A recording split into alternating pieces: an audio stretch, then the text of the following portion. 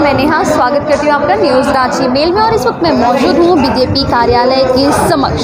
जी हाँ, आप हमारे पीछे आप देख सकते हैं कि किस तरह से नारी शक्ति वंदन विधेयक यानी कि नारी शक्ति वंदन विधेयक जो है लोकसभा और विधानसभा से पारित होने के बाद बीजेपी की महिलाओं में काफ़ी ज़्यादा उत्साह देखने को मिल रहा है, खुशी की माहौल देखने को मिल रही है। जी हाँ, वहीं 33% आरक्षण जो है महिलाओं को दे दी गई है। तो हमारे साथ इस वक्त मौजूद है बीजेपी के प्रदेश अध्यक्ष आरती कुजूर जी। हम उनसे जानेंगे जो महिला मोर्चा से जुड़ी हैं, क्या कुछ कहेंगे।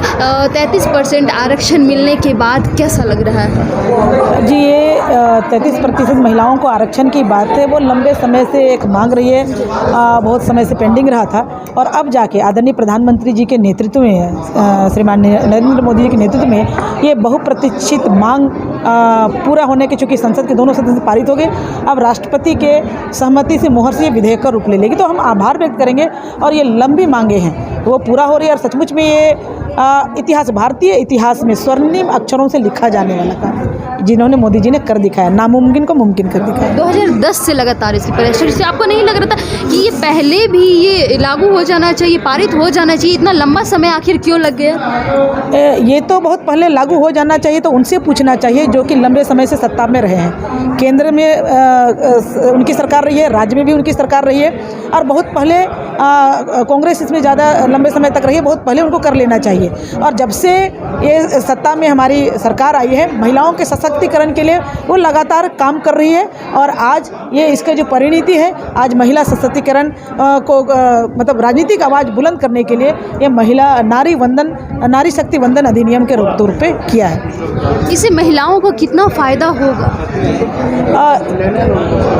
कोई भी जो एक आरक्षण आपको मिल गया तो महिलाएं, आप देखिएगा सब जगह तो महिलाएं आगे, लेकिन जो जहाँ पर अपनी बातों को सशक्त रूप से रखने की बात होती है वहाँ उनकी संख्या कम है। और ये 33% हो जाने के बाद वो हर पार्टी को, चाहे कोई भी पार्टी हो, उनकी एक बाध्यता होगी कि आप महिला को वो आरक्षण आप हंस के दो, रोक के दो। जैसे बहुत सारे लोग अभी कह रहे हैं कि राजनीतिक जुमलेबाजी है, या बहुत सारे लोग कह रहे हैं कि ये चुनाव का है, तो आप भी तो राजनीति कर रहे हो, आप क्यों नहीं किए? आपको भी तो बहुत समय मौका मिला, आपने क्यों नहीं किया?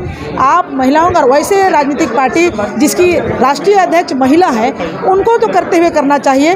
हमारे तो आदरणीय प्रधानमंत्री जी ने तो भाई एक आम आदिवासी महिला को राष्ट्रपति की जगह पर पहुंचाया, ये सबसे सशक्त वाली बात है। तो ये एक बड़ी बात है। तो आपको मौका मिला, आप क्यों नहीं किए? आपको नहीं किया, और जो कोई कर रहा है तो कोई भी कर रहा है तो उसमें क्यों टांग अड़ाते हैं आप? बल्कि ये आप इसमें सहयोग कीजिए और आगे बढ़िए, चूँकि एक समाज की बात है, महिलाओं की बात है, तो उसमें आप बढ़ के आगे बढ़िए।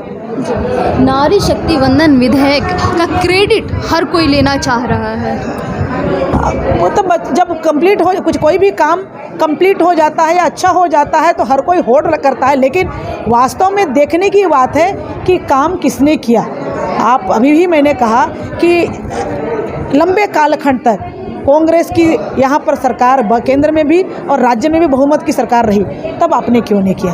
आपने साहबानों, इनका नई नियत नहीं है कि आप महिलाओं को अधिकार दें। साहबानों का केस आप देख लीजिए, साहबानों जैसे केस में जहाँ की सुप्रीम कोर्ट में उनको सहयोग करने की वहाँ आदेश पारित हुआ, लेकिन आप सत्ता में थे, आपने उसको उलट दिया। उलट के आज तक उस महिला को कोई सहयोग नहीं मिला। वो महिला या कोई भी आम महिला जिनका सब कुछ खत्म हो जाता है, वो कितनी मेहनत से, कितना कष्ट से और सुप्रीम कोर्ट तक पहुंचना, ये कोई आसान बात नहीं है। वो घर बिका होगा, गहना गिरवी रखा होगा कि किससे आप पैसा लिया होगा, क्या किया होगा, लेकिन किया है और उसको आपने नहीं किया। तो ये आप महिलाओं को आप सशक्त करने का नहीं, आप तो दमन करने का काम करते हैं। आपको मौका मिला, आपने क्यों नहीं किया? आज अगर मान ले आदरणीय प्रधानमंत्री जी ने ये कदम उठाया तो ये हमारे भारतीय जनता पार्टी और उसमें से भी आदरणीय प्रधानमंत्री नरेंद्र मोदी जी का सबसे बड़ा देन और ये सारा क्रेडिट बीजेपी को जाता है। जी, सारा क्रेडिट हमारे प्रधानमंत्री का दूरदर्शी सोच, सशक्त निर्णय और महिलाओं को जो सम्मान देने की बात है, महिलाओं को सशक्त करने का लगातार उनका काम है,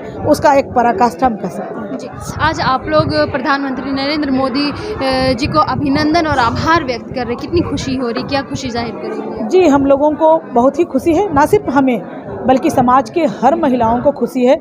और कोई भी पार्टी को हो, कोई खुल के बोल रहा है, कोई नहीं बोल रहा है, लेकिन अंदर से सारे लोग खुश हैं और हम लोग भी खुश हैं कि महिलाएं कम से कम कोई भी महिला बहन तो रहेगी, अपनी बात तो रखेंगी। सशक्त तौर पर महिलाएं हमेशा समाज के पॉजिटिवनेस को लेके आगे बढ़ी है और हमेशा समाज के सकारात्मक सोच को किया है, और ये जगह मिलेगा समाज के लिए पॉजिटिव होगा, ये उम्मीद और आशा है। और इसी पॉजिटिवनेस को आदरणीय प्रधानमंत्री जी ने देखा और महिलाओं को ये जगह हमेशा दिया, सम्मान दिया और ये जगह दिया।